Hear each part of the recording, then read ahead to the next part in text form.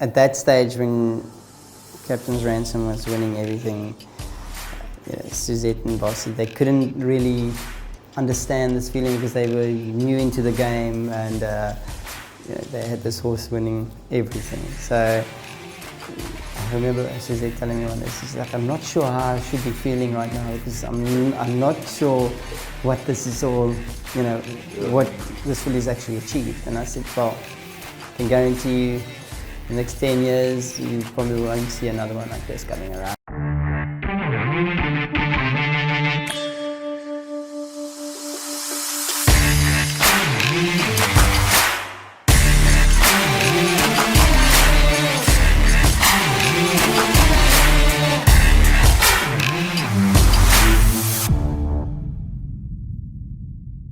Welcome to another edition of In the Box Seat podcast with Andrew Harrison and myself, Warren the Inferno. Now today's guest, and the guests just keep getting better and better. All our guests are valued and just loved and are wonderful to be on our podcast. But the fact, I just want to explain to the public that the fact that Andrew Harrison's car drove past Summerveld to come to Hollywood Bets Greyville, where we're recording the podcast this week, shows how special our guest is, because I asked him to come and visit me, come and visit the office at Hollywood Bets Greyville, and he just insults me. But he's here at Hollywood Bets Greyville because our guest today is bang in form, red hot, Richard Fourie. Richard, how are you? I'm very well myself. How are you? I'm here. Yes, it's lovely to be with Richard and lovely to have you in town. I hope you're going to stay and watch a few races and have some lunch. I even had a haircut. The shampoo prices going up. Right, we're here to talk about Richard, and we just thought it was it's hard to out of towners to get them in at the right time, but we're recording on Wednesday morning of the race meeting, so let's go straight into things. So Richard, how did you hear about the South African Jockey Academy all those years ago, and who introduced you to the academy? Where did you hear about it? Well, I was little, still am, and my older half brother always said, "No, I'll become a jockey," and it was miles away from what I really wanted to do. And one day, I came home from high school. One of my playmates those days, Jockeys, his uncle had horses or was involved in horse racing, be it tipping or betting on horses or owning shares in horses.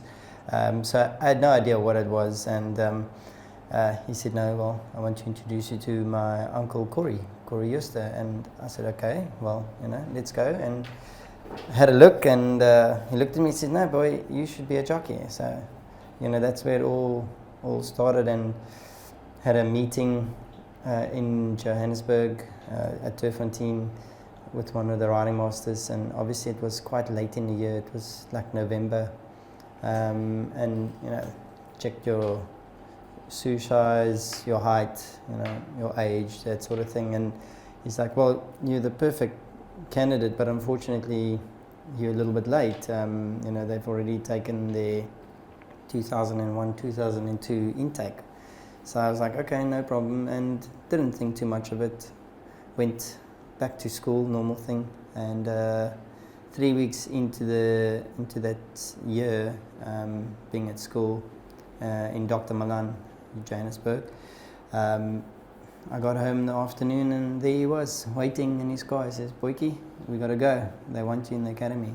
So it was a very rough introduction to it because I wasn't mentally prepared for it. And, you join the academy, you don't see your family for that year. That's just how it was. It was there to make you hard. You go to the academy, you lose all contact with your family for quite some time, and I've seen the kids get homesick and they leave, but the tough ones stick around. And it was a lot tougher in those days. I mean, I don't think there were cell phones were around in those days. No, I think the Nokia 3210 just came out.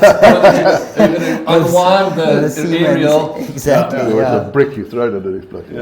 And I remember at the academy there was a a telephone, a payphone, so you had to buy those cards, 20 rand card. And That's right, yeah. yeah, so exactly. And you know, when you first arrive, you got to go with the system, you know, and fit in or go home, you know. So it was tough because I wasn't ready for it, and just, you know, threw myself out there. Went back for another interview at the academy, and they gave me 2 weeks, and they said they'll let me know in 2 weeks if I'm going to make it or not, and I'm still waiting for them to tell me, so.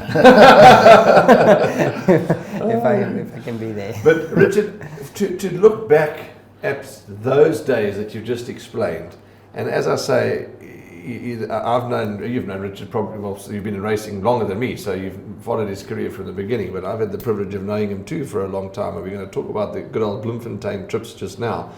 You look back at those days, and you look back, and you're not an arrogant person, you are humble, so I'm saying it with respect. You must see yourself where you are today and look back to that particular day and must think, well, of not knowing anything about a horse, not knowing about the academy, and look back at where you are now, you must think, damn, I was lucky to get that gap or to find out about the academy, because what a career you've had so far. Yeah, I'm very blessed. I've ridden some really, really good racehorses, and yeah, got lucky. Yeah, but you must have shown talent from the beginning. I mean, was your third or fifth ride? I think you had your first winner. Yeah, my fifth ride on Groovy Baby was Groovy Baby, yeah. Yeah, and Mexican Fighter for Mr. Lan was my first ride. Right, yeah. And yeah, I just had the right riding master, I think, you know. I had Mr. Curtis, he was tops. Vinny was good, eh? He was hard on me. He was hard on everybody. Yeah, exactly. But with the all for the good of it, for the good of racing. He saw that I had some sense of ability, and he made me better. Yeah, I think he was a good riding master in that he put you under pressure, and if you came through it, you knew you were going to make it. I mean, if you weren't going to make it, he was going to dump you straight home. You know, the Academy, South African Jockey Academy, have had and still have, you know, very good riding masters, but we know that Richard is very close to Vincent Curtis, and still to this day is a close friend of yours. Yeah. And he's not my friend. He's still my riding master. Okay, so he's still if keeping I ride a bad race, I promise you, he's the first guy to comment. Okay, and I value his interesting. comment. Okay. But yeah, he's a very good friend. And But in the academy at that time, there was Muzi, Muzi, Gavin, Raymond, myself, Danielson, Keenan Stein. yeah. Darren Langdon. Yeah, he's before our years, yeah. Okay, Talking the ones in my So you had a good... yeah, there was bunch 15 of of us people in the start and 5 of us remaining. So it's not bad, 33%. Not bad at all. Gary Rich was one of the team members at the academy in Richard's era, in Richard's time too. And the Bloemfontein racecourse was still open, and you know, those trips up to Bloemfontein racing with with them was just another part of what made you and the rest of the guys, you know, to the slog of getting all the way to Bloemfontein, going to ride. And Did you drive the bus? no, I just went to go and enjoy the horse racing. That's why they're still alive. That's why they're still alive. No, absolutely. Richard, let's quickly touch on your kids. You've got 2 beautiful kids, and Yeah, it must 3 be kids. 3 kids. Okay, 3 kids. All girls. All girls. Okay. And Think of the weddings. Let's wait on that. Yeah, there's no rush luckily. But family life, kids, it's with you travelling a lot, I'm sure they're understanding, and they must love watching you boot home the winners. Yeah, look, it's not easy. Obviously, I've been divorced. But kids are good. They're getting old, doing well at school and their extramural, so that's what you want. You want them to achieve in their own capacities and what their interests are. So yeah, can only support them as much as we can. And I don't think they watch a lot of racing, but they do know I'm very busy, and I'm busy chasing the impossible target of 334. Well, I was just looking at that. They've got a barometer on Turf Talker. You're looking at 140 something now. Who knows? This game. You haven't had a suspension this year. Oh, touch wood, please. Let's keep Well, it that's away. bloody brilliant going. I mean, you ride every race meeting in the race country, meeting, and yeah. you haven't had a suspension. Look, It's if pretty I do good. get a little bit tired, I rather take that day off, Yeah. because you need to be Yeah, on your A game. focused all the How time. do you handle, I mean, all the travelling? I've set up a very good schedule, whereas in P, Gabega, I've got it a driver. So when I land, I don't have to worry about cars and lifts and stuff. I've got a driver that picks me up, and some of the other jocks as well. In Durban, I've got Gavin, good mate. He's there for me 100%. He's my driver here. I've got a car here, so it makes it easy. So I don't have to drive when I'm here. And then obviously Joburg, same thing. I've got Gavin, I've got my uncle. Where do you stay? Hotels? No. That's B&Bs? too tiring, too noisy. Stay with family and friends, and okay. keep it But quiet. it's cool. So when you say when travelling, you stay with family, but your home, your house is in Cape Town. Yeah, That's I your live in base. You Cape live Town. in Cape Yes, Town, yeah. So anytime I drive is in Cape Town. Yeah. Can you drive in Cape Town? The traffic's horrendous. I live out of town. So Yes, and when he's got to go to work and after work, you miss that. But you're right, the traffic has got worse. Way. Let's quickly talk about the 334. Is it 334? Yeah, 334. And some people, when I spoke to them in the lead up to this podcast, they said, leave it, don't talk to him about, don't put him under pressure. I said, are you joking? I said, there's no pressure is what you put in car tires. And I said, secondly, it's what's bringing the racing alive. So of course we're going to talk about it. But at any stage did you think, okay, well, I'm just going to do my best. If it happens, it happens. And then you said, no, well, hang on, we're having a full go. Well, my season goal before anything was mentioned was I wanted to ride 300 winners, So started the season, that was the focus. Obviously I took 2 weeks off just to recover, and I had a suspension to serve.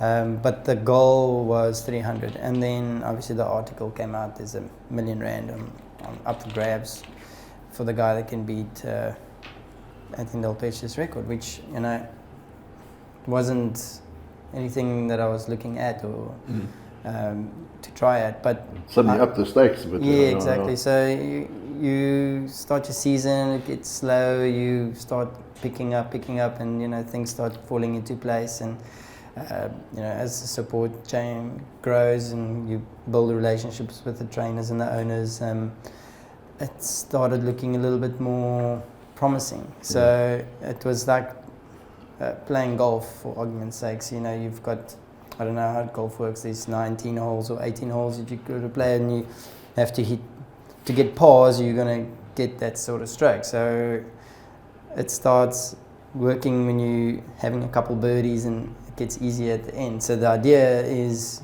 while things are running smoothly, is to be above the number. So yes, the predicted number is 240 right now, but the rain is still coming. Cape Town gets cold. We lose meetings. It's going to start raining here in April too. And your champion season here, the competition comes a bit tougher.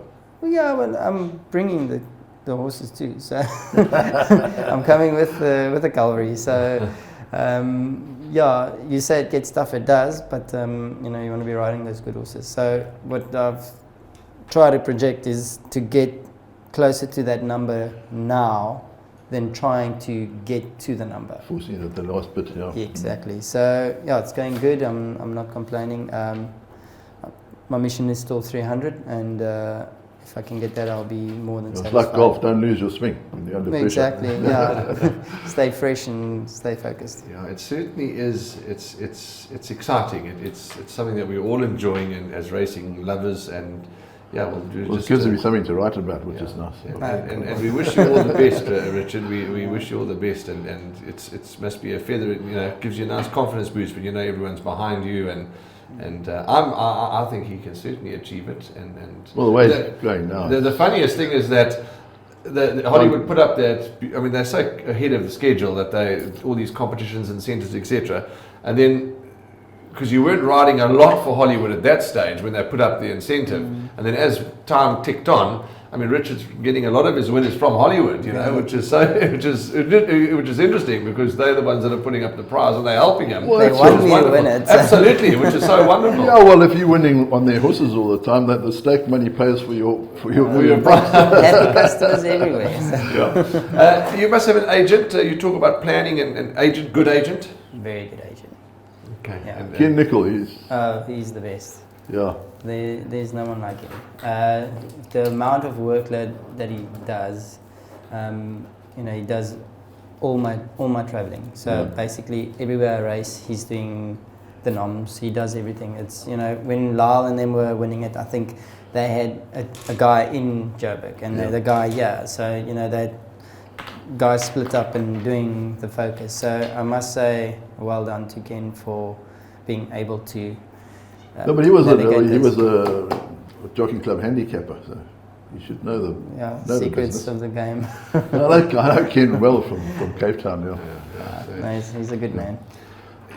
When you watch certain sports, I want to talk about your riding style, because there was an interview done here the other day when you rode Tenny Prince's horse Stingray. Oh, my new tablets must be working. My memories, I haven't missed a beat since my memory, John. You better give me some.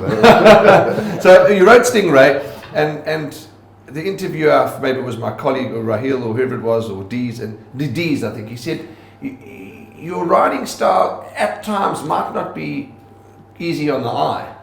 He said it's not criticizing, he said it as an observation. And you replied, whatever you've got to do, you said, I sit a little longer, and whatever you've got to do to get that horse over the line, you do it. Right. That's really stuck in my mind, because what I'm trying to get at is, how did you develop that style? Because you don't do that every ride, but you know to do certain things at certain times when, even at that ride, and I'm going to compliment him, because if you're a rugby fan and somebody scored a lacquer try, you say, geez, that was a good try, or that was a good goal, that was a great ride, and you even managed to change your stick once all that was going on, the bouncing, the pushing, and there's 50 meters, you still managed to get your stick across. How did you develop that style? Because it's unbelievable. It's the Richard Fourie drive. That's what everyone calls it. Well, I just do whatever it takes to get the horse home. So everything changes. I think it's over time, jockeys develop skills, experience. I think it's one of those things. A lot of practice. When you race a lot, you learn a lot. You pick up things. You see more quicker. So basically it's just from experience and exposure. So the more you race, the easier it gets, because you're practicing something. So lots and lots of hours of practice makes you better. Yeah. What I've noticed is when you come back for your interviews, you give a lot of feedback on a horse. I think it's important. Pardon? That's important. It is important, which I've noticed a lot of other jocks don't. And you say, well, I got squeezed out of the pens and they went too fast, I got squashed out and all that, and the horse runs on. Which I find, all the top jocks can give a valuable feedback to trainers. Whether they run first or they run last, they can. There's assessment and feedback. Yeah, I think it's just over time. I don't think in the beginning of my career I was like this at all. Probably had no idea what was going on. But I just think the more you race, the easier it becomes. But you raced in Hong Kong. That's a bit of a privilege these days. It was. And you had 34 winners there. No, more. Yeah, 34 and another. Were you injured? I went again, had another 6, another 40, 6. And then I got injured. I got bucked off coming out the pens on a griffin, which is juvenile. So had a bad fall, pulled all the muscles between my lumbers. And my contract was also coming to an end, and it was a very, very tough season that year. Joe Morero, Dougie, Zach Burton, and then a lot of Frenchies, a lot of the English jocks. So, and the Sousa was there as well. So it was a really, really, really strong year that year. So, but a strong weighing room, but they must have taught you a lot. I can't comment on that. Talking about comments, talking about comments and interviews you were mentioning, I know, chatting to one of the other presenters, correct me if I'm wrong, down in the Cape, I think it is, are you superstitious? Or do you, because what's the word I'm looking for? Sometimes some jocks are a bit, they want to give comments, but they're a little, they rather talk after the race. Sean Veal's another one, says, leave me, come and ask me, etc. But he's a little superstitious. I know there's a lot of trainers that are like that too, but you also don't want to get asked silly questions and that type of thing. But the feedback is valuable for the trainer, the owner on the horse, obviously, and then comments, because I mean the whole world's following you. So it's difficult where you've got to find the time to go through all the rides and things, but for me the interview is an integral part, as he said, for feedback, for future information, etc., etc. And you must sometimes, get the question out. when you're busy and you aggravated and you may be sweating a bit, it's the point I'm trying to say, it might not be what you really enjoy at that moment. How do you deal with that? That's what I'm trying to say. You want to get back to the jockey room, you're hot. How do you deal with it? Because you've always got to be polite to the media. That's what I'm trying to say. Well, for me, I think the most accurate comment I can give you is when I'm just climbing off the horse. Okay. Yeah, based on what I've just felt. Sure. But if you ask me at the end of the day, how was that? I'm probably not going to be able to give you the right feedback. So I think coming off the horse, that little bit of information that I can give is probably the best. Or put blinkers on. Let's try 1400. Get a nice draw. I think we should try poly. That sort of stuff. So so it's just ideas, and I think Do you give that feedback to Ken? Sometimes. Yeah. Oh, Like I said, it was after the race. So Ken's not there. So. But obviously, you have to he's watched the race. To keep a horse, for the future, or make sure that I've told them to put blinkers on, but also as you say, that's the best time, and that's why I was trying to get the question out, is because it was such a great answer. That would apply to riding work as well, surely. I mean, as you get off the horse in the morning, you could give that feedback there and then. It needs a bit of physio or something. Okay. Do you ride a lot of work? Do I ride work? Sometimes. Yeah. Not this. It's you been a don't bit have tough. time. It's been a bit tough. How do you fare to criticism? We all.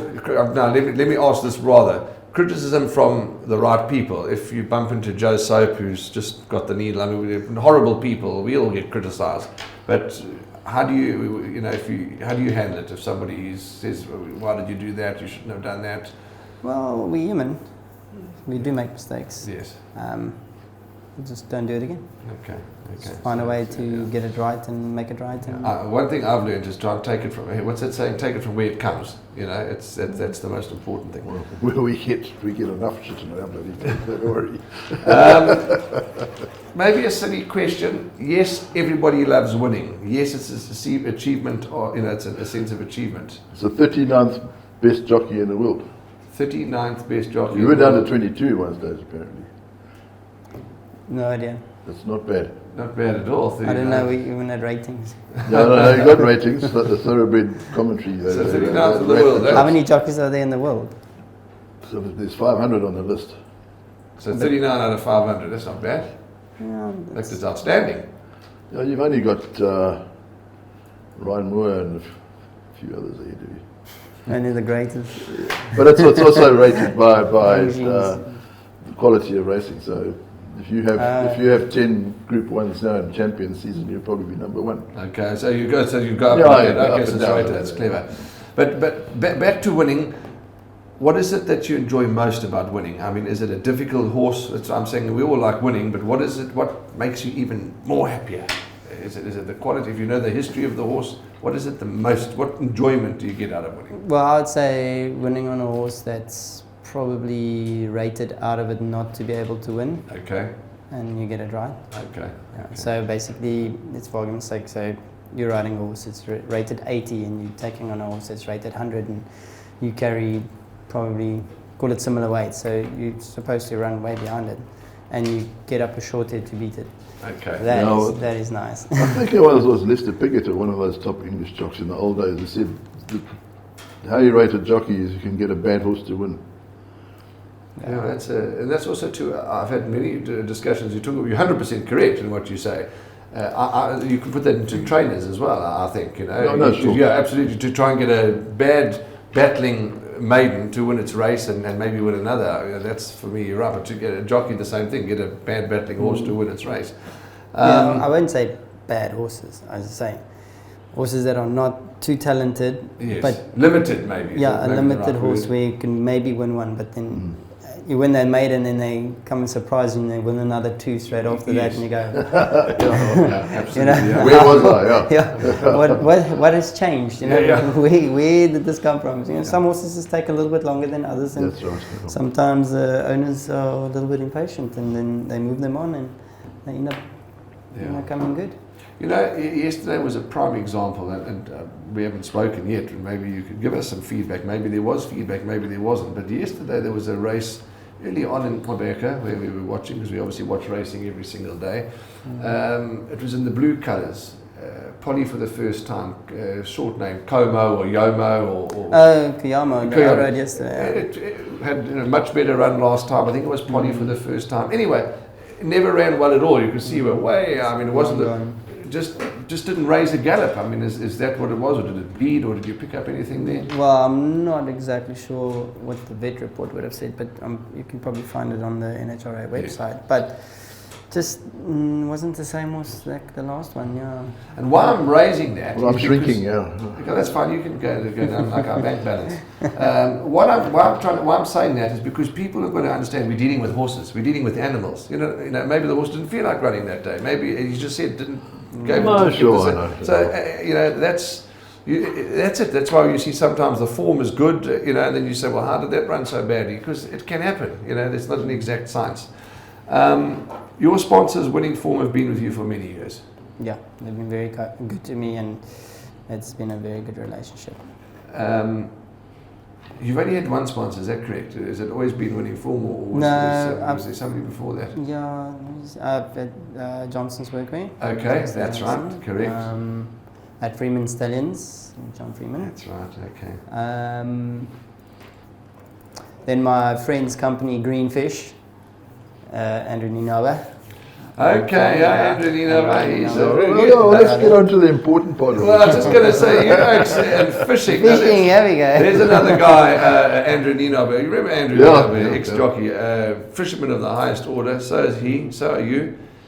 So let's talk quickly. You've only got 2 minutes, about fishing.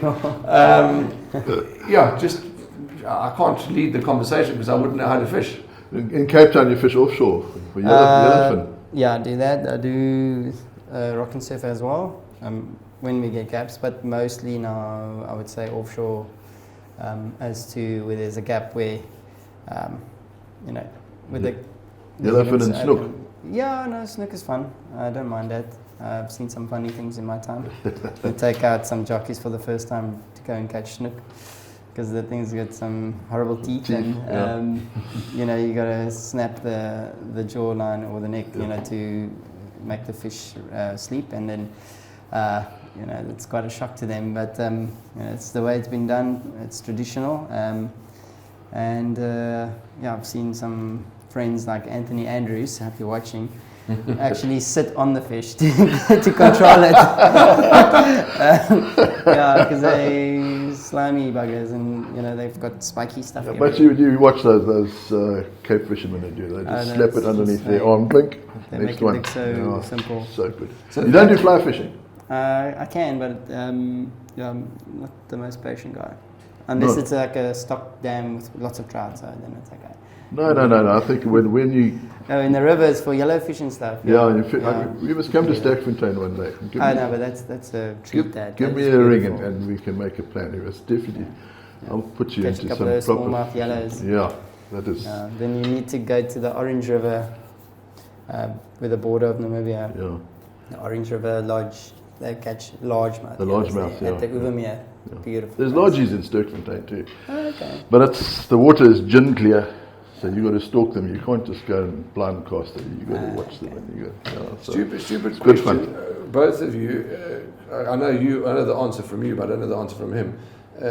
Everything you catch, do you release, or sometimes eat, sometimes take for a brine? No, you catch, release. I mean, what's the point? Well, we catch and release, but yeah, well, trout are bloody overrated as fish to eat. They're bloody rubbish.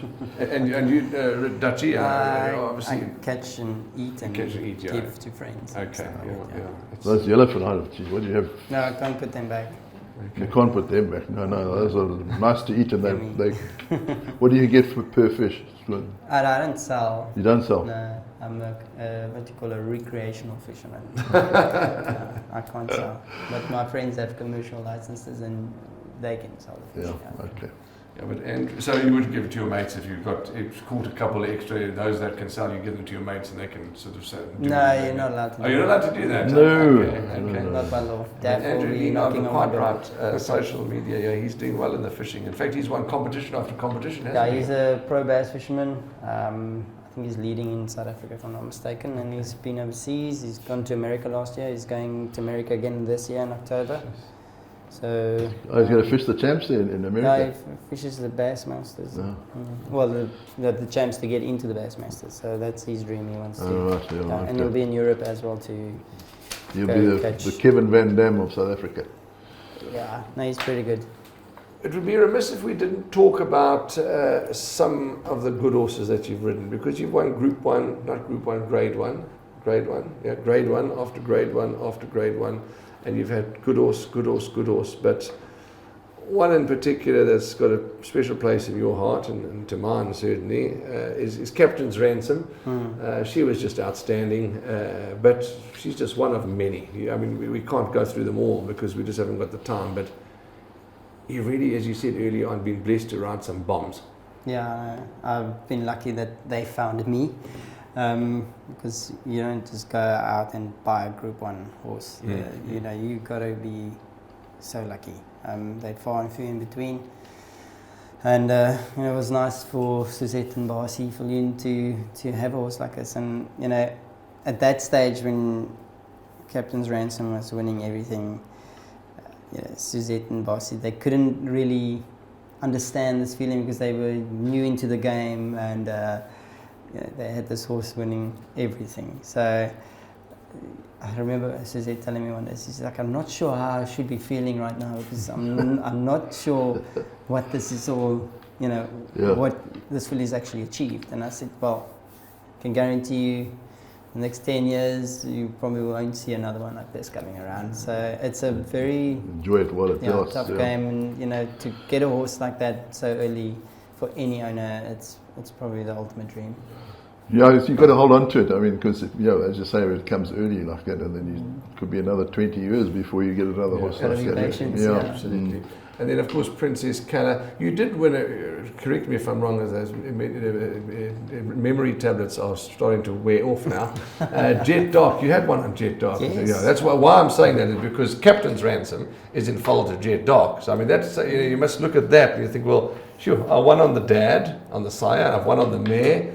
You know, and there's a chance, please God, that you'll maybe even ride the progeny. You know, then you know you're getting old. You know you're getting old, but I mean, that's also a fine achievement. But Princess Calla too. I mean, the older she got, the better she got. No, true. And you know, let me just touch back on Jet Dark. He was an exquisite horse. He was an absolute giant. You know, Trippy himself is a size really big, and this boy is probably the same size, and he's a much younger horse. So. I think he's going to be a phenomenal stallion. You know, for him it wasn't, you know, he didn't run with his heart. He was a big, strong horse, and all he has to do is take that and put it into his foals, and he'll be a champion sire. Yeah. So, you know, you get horses like Charles Dickens. I'm not saying that there's anything wrong with him, but he ran purely on heart, ability. You know, well, ability as well. It's there, but I think he had such an insanely good heart, and he's a champion. So just worried he was a little horse. It wasn't the biggest of horses, and whereas the other Trippy colt, Jet Dark, is a monster. Yeah, but those horses throw nicely. I'm thinking of Jetmaster. I mean, he had a breathing problem. He was unbeatable at Scottsville, but he had quality, and he had that fire in him. But he must have been a big, strong horse too. He was a big, strong horse, yeah. So you just need that. But again, we always say that old saying, there's never no rules, because you talk about that. When I went up to the Midlands last week to start looking at the yearling sales horses for next month, there was a filly out of Connect Me. Now you remember Connect Me, Gary Rich trained. I forget who the stallion was. I know the stallion makes a difference, but Connect Me was tiny. In fact, so small that it was, is she ever going to make a nice brood? Well, her first foal from a tiny little filly, the mare Connect Me, is massive. I know the father's got something to do with it, but just it's amazing that you never know what you're going to get. Yeah, well, no rules. Probably the greatest stallion in the 20th century, Northern Dancer, was 2 bricks and a piss pot higher. Wow. Well, that's before us, but I remember watching in the book, and there was a lot of Northern Dancer mares around. Yes. Is that something, Richard, that interests you, a bit of breeding? I mean, most definitely. So you to pedigrees, you look and have to. You want to find champions, you have to. You got to look at breeding 3rd generations. You got to look at everything. When you open that book, first timers, you got to go, ooh, hold on. I remember that. That's through there. Yes. That can run. And then you go outside and you're parading and you look at it and go, that's supposed to be. It's the first time. It happened the other day with Mr. Kanema, Craig Zaki cantered down to the start, and I saw it in the book and I saw, whoa, hold on, this is half brother or something to that very good sprinter he had last season. Your studied memory tablets. Lady Layla's horse. She's got a lot of them, anyway. So then we cantered down Cosmic Highway, no? Not Cosmic Highway. No. Anyway, it doesn't matter. So we're cantering down to the start, and I look at this horse and I said, Craig, if this horse is half as good as his brother, he'll smash us all. What happens? He goes and bolts home. So, you got to look at those things. Even though the horse is probably bred for further, I've seen a lot of classic horses win 1200s. Chet Dock, Captain's Ransom. Yeah, they all win. They all win first amount. And they're going 2,000 meters. They were just quality. And this time of the year, you see 3-year-olds come out, or 2-year-olds now. This is where the quality crop comes out. Have you got any, you don't really have to answer this, but it would be nice to know, have you got anything penciled in for champion season? Like horses to ride? Yeah. No. You're not letting out, okay, cool. I knew you would say put words in his mouth. Give him my cards first, You've got to put him under pressure, man. Precious for tired. Maybe he hasn't singled one, but one hasn't come up yet. But what I do want to say is, also what's so interesting watching the journey with Richard is you can see, often you see on social media, he was in the stable with Captain's Ransom, he was in the stable with Jet Dark, he goes and visits these horses.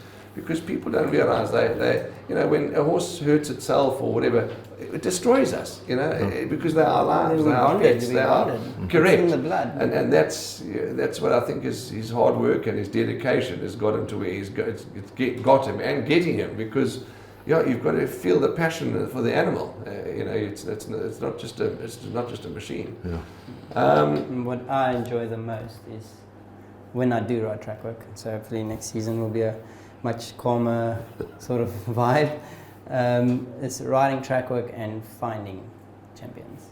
Okay. That is for me like that feeling. And it started actually I was in my 2nd or 3rd year, and Mr. Miller had quite a few horses for Mr. Sturley's, and they had some really good ones. And I remember the Baron and Baroness Bergsman, if I'm not mistaken, had a little horse, and his name was T-Bird.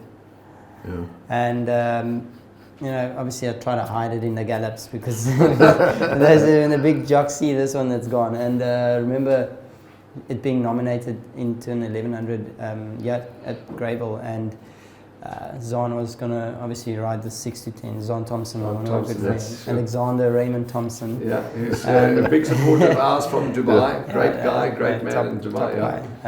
Also loves fishing. Yeah, very much. And I used to try and hide this horse. I always used to say to Mr. Miller, you just feed it and I'll train it, But it was this little horse, little liver chestnut. And so work it, always stay behind, even in the gallops. I'd always make sure I never go past them, just go with them. And they're like more concentrated about the 2-time winners, 3-time winners, and okay, cool. This little juvenile here on the side, this is mine. And then the one day I messed up. So we go into the first opening, like Mr. Dry used to do a little short, sharp sprint up. So we go together and we jump in and he's gone. He's gone like 20 meters away from me. So like sitting, he gets balanced up. 200 meters, I'm like on his tail, and when we hit the finish post, I was like 5 lengths clear, and I trot back, says, no, that's going to be scratched. You're definitely not running this thing against me. Because obviously winners get a penalty, and it was a mate, and I was carrying 56, and he was carrying 58 or something, or I can't remember the right weights those days. So I ended up losing the ride, because he saw this thing, and he realized showed it up, yeah, and then Mr. Miller ran it at Greyville. Those days was night racing. 1400 meters, drawn, I think it was 11 out of 11, and it won, and it beat a horse called Zebra Crossing. Sure. So, and you know who Zebra Crossing is. Yeah. I think he won the Met. Yeah, exactly. So, yeah, and T-Bird ends up in Dubai winning big races as well. Jeez, that's a lovely story. That was the feel. When I felt that little horse move, I said, this is what I'm based on. Yeah. I need to find horses that move like this. Yeah. And I've tried my career on finding that specific feel.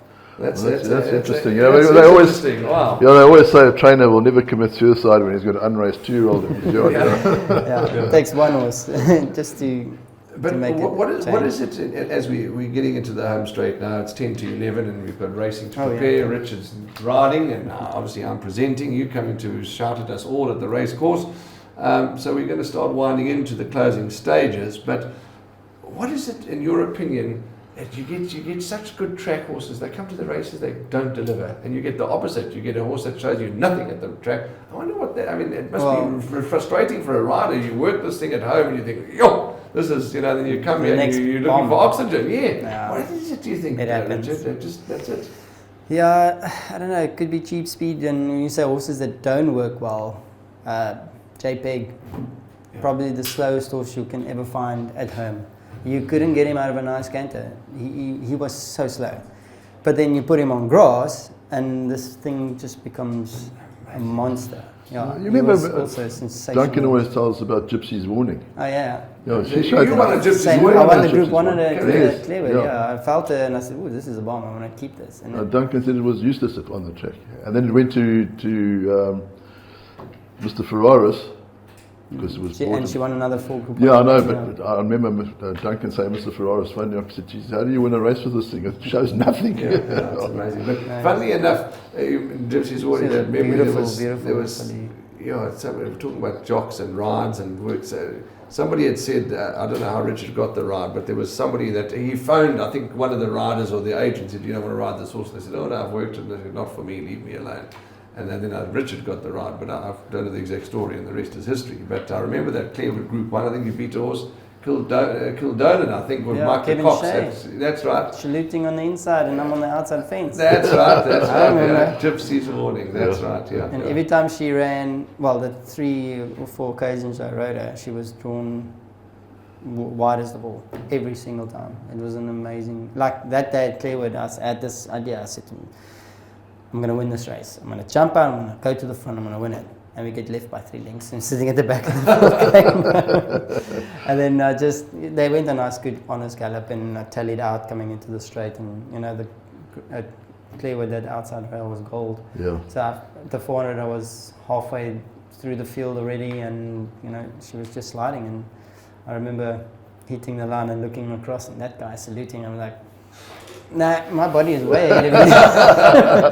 Mr. The Cock not happy. He was red. I remember that standing in the second. I remember that clearly, quite right. And that they weren't happy. But Mr. Griffiths, Ron Griffiths, the late Ron Griffiths, owned Gypsy's Warning. Yeah, but she was good. Yeah, that Clearwood day. Sure. How old are you, Richard? If you don't mind me asking. I'm 31. She's 31. Hey, okay. Yeah, we still another 20. No, I'm joking. 38. 38. Okay, another 20. Getting along. No, 38. I wish I was 38. No, well, see. How old are you? 83. Yeah. Frankie's riding winners now. He's 50 something, and he's cleaning up in the States. And Andrew Fortune's making a comeback. I want to see that. I'll say you have to cut his throat to I don't know. To make the weight. Good luck. Last question is with regards to different personalities. We all work with colleagues, people. I come to work, he might be grumpy and shouting. The other lady over there is sweet and everything's good. And you're dealing with different personalities, you're dealing with different owners, you're dealing with different trainers. And you'll come back to a cross face, a happy face, a crying face, a grumpy face. How do you I'm never one for disrespect. If there's a disagreement, the swearing and the F's and B's, and which happens in racing, we know that. But for me, you never degrade or disrespect someone. But there can get heated moments. How do you handle that? If you get that, I mean, it happens. Yeah, so what's the relationship in the weighing room? You mates with all the other jocks. Yeah, we get on all right. Yeah. No, but I'm talking about more the owner and the trainer. The owner and the trainer. You gotta take every experience as its own. Yeah, they're all different. Just gotta know when to apologise. Yeah, there's not too many trainers left, so you know their personalities. No, it's hard. But Richard, sure. It's been lovely, and to the viewers, you might be thinking, well, why didn't you ask him about that? And you forgot about that. They can put some comments in the bottom section, and if they want to know. Absolutely, that's a good idea. If you want to drop some comments on the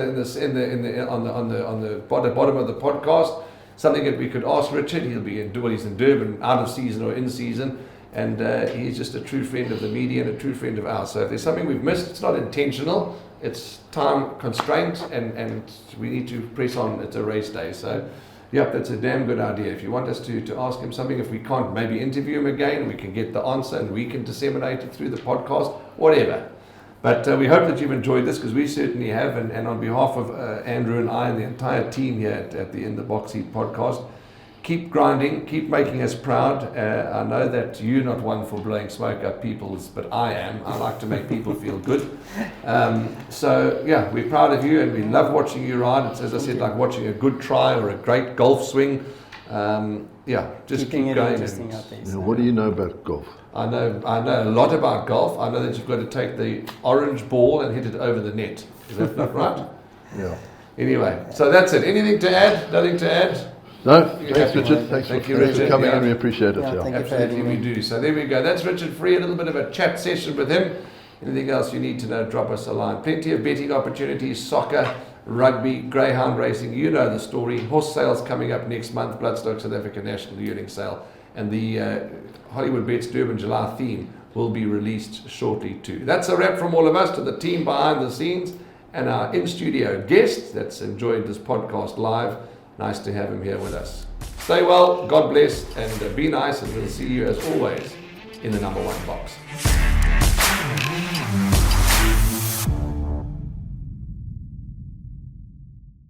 Remember to subscribe, like, and follow us on the Gallop TV YouTube channel. If you missed last week's episode of In the Box Seat, click right here, and you'll be able to watch it at your leisure.